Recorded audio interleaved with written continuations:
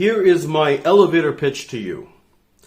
Please recognize this elevator pitch is going to need to be a little longer than the usual elevator pitch, because what I'm pitching doesn't fit into any of the categories of the sort of philanthropies you usually contribute to.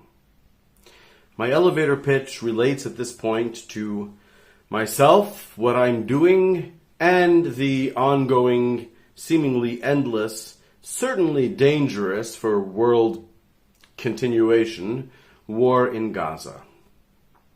My name is Rabbi Moshe Rudner, and I was sent by Rabbi Noach Weinberg in Israel in 1999 to meet with Jews and non-Jews, most especially those at the extremes.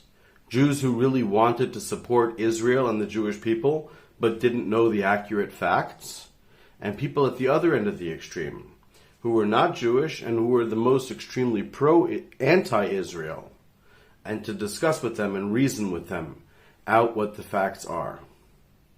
That was my mission. At the time, it was called Israel Update. At the moment, it's called Hasbara. Hasbara literally means explanation. However, unfortunately, Hasbara has become just a moneyed propaganda program, which, if you have supported, I can't blame. It is, after all, better than the alternatives. But I have an entirely different way. I left that program as soon as it seemed I was the rabbi who was traveling throughout the Midwest, throughout South Africa, all over Israel lecturing on this. I was going out to Arab places, speaking with people as distant as possible, and a lot of good was being done. Unfortunately, I'm not a careerist. It just wasn't in my blood.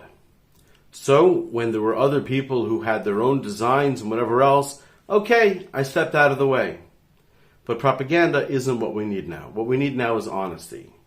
I, Moshe Rudner, at this point, am in Egypt. I'm the only rabbi in Egypt. I'm the only public Jew in the entire country of Egypt. Technically speaking, Egypt is the most anti-Semitic of countries. It's based on, polls and asking them what they think. I've been here for 6 months as an open rabbi. I made business cards here, handing out my Substack account. I've had no problems with anybody. That's Hasbara. Now, unfortunately, some of the communities, some of the organizations that you've donated to have been the ones who have kept you from knowing that I exist. And I myself didn't want to reach out to you for 2 reasons. The first relates to, there are some rich people who are assholes. I've had experience with some rich folk who definitely aren't actually interested in being a partner in an endeavor, but actually in gaining an employee. They're actually interested in control. That's why I left Hasbara. I met a woman. You won't be able to identify her by this information alone. She was one of the people who wrote the South African national anthem.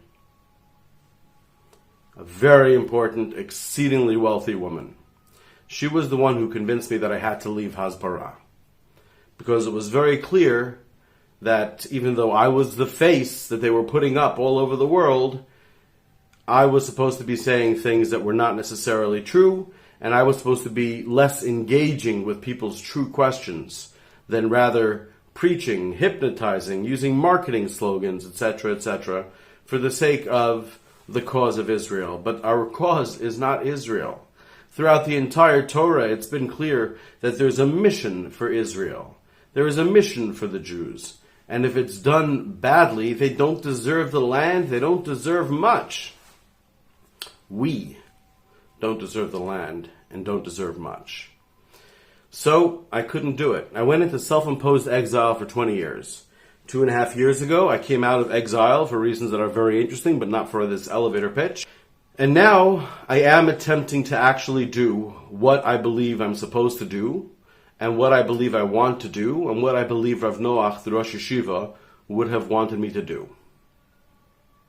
So I'm in Egypt. If you listen closely, you can hear the prayers. The window's closed, but in any case. So my elevator pitch is this. I'll read to you what I wrote right after October 7th. And then you can decide whether you want to get in touch with me and find out why the founder of Hasbara is walking around openly in Egypt, engaging with Egyptians here, because I think it could stop the war. Not just stop the war, it could bring about things, not messianic by any definition that people utilize messianic, but it'll bring about things, a better world than you have known in your life. We can bring about a better world than you have known in your life through solving the problem with Israel. And in case you're concerned that I'm not Zionist, the only prime minister I respect is Menachem Begin. In fact, forget about respecting Menachem Begin. I actually personally got to know all of his close people. He died when I was very small, but I got to know Yechiel Kadishai, Peter Bergson, all the people in his chevra. I'm a tour guide, I'm a professor, I'm a rabbi. This is my world. And I'm here in Egypt because I think I can probably do a better job here from Egypt. But you know what I realized recently? It can't be done without money. It's not possible. Because the system that currently exists won't let it through. You don't get seen on YouTube unless you pay them. I need your help for this to happen. Not needs an exaggeration. I don't know it's up to God exactly what will be. But you have an opportunity here to get involved. Here's what I wrote on October 10th. As you can imagine, it was phrased very delicately, so pay attention so that you understand what I'm saying. The title, it's on Substack, which I'll put a link to. A point. It starts with a video that I can't explain. A video you can watch if you understand basic Hebrew or if you have read the Bible as a kid in Hebrew. You'll understand. It was the place that I opened up to. I opened up basically Tanakh. I explain it all there. That's what that video is. But listen to the article. Should there be ears to hear, I have much to say, but I have more to do, part of which is my being in Egypt right now. I believe that some of the people who invaded Israel, and at the time were posting their stuff on Telegram Live, were not monsters. Again, I'm no leftist. Or at least don't want to be. I believe that short of abandoning realpolitik for the messianic, Israel has to do now what it has to do. I, however, support the messianic. I have videos here that explain it all, but I'm going to ask you to contact me because this is an elevator pitch. I'll give you my contact information right now. MosheJ.Rudner@gmail.com. MosheJ.Rudner@gmail.com. WhatsApp 1-646-623-5924. Wahad Sita Arba Sita Sita Etnin Talata Hamsa Tisa Etnin Arba. Achad Shesh Arba Shesh Shesh Taim Shalosh Chamesh Tesha Shtayim Arba. 1-646-623-5924. I support the messianic approach to resolving this after October 7th, but I am not the Prime Minister. Realpolitik requires that a greater than X multiple Arabs be killed as Israelis were killed. That's realpolitik. Yes, there are goals beyond that. There are eradicate Hamas and other, sure. But if you think that Bibi has any plan for what to do, you probably believe that Bush had a plan for what to do with Iraq. For now, I say this on October 10th, and it's still somewhat true today, and for the record, my approach protects Bibi. After all, he's a victim of the system. Sure, he did terrible things, but anybody in his situation who wanted to stay out of jail would do the same things.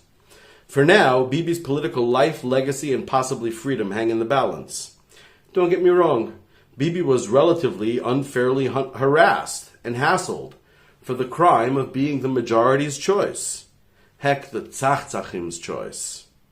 That has been the fate of one of the people's choice, a populist, ever since the senators assassinated Caesar on the Sacred Forum. But right or wrong, popular leaders tend to go down hard. because the establishment wants it that way. So when they risk losing it, they swing wildly, and they do things like surrendering parts of their own country to create a terrorist nation while in the midst of being Ariel Sharon.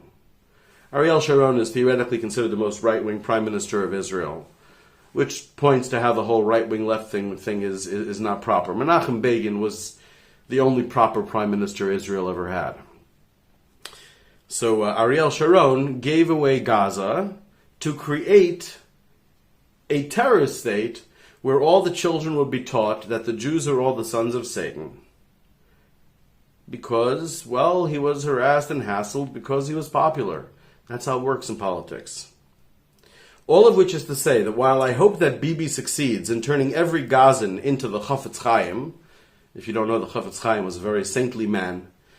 So I hope Bibi succeeds in turning every Gazan into the Chafetz Chaim, but right now the only rational objective for a politician, particularly one in as precarious a personal situation as himself, is to murder lots and lots of Gazans and let the Lord sort them out.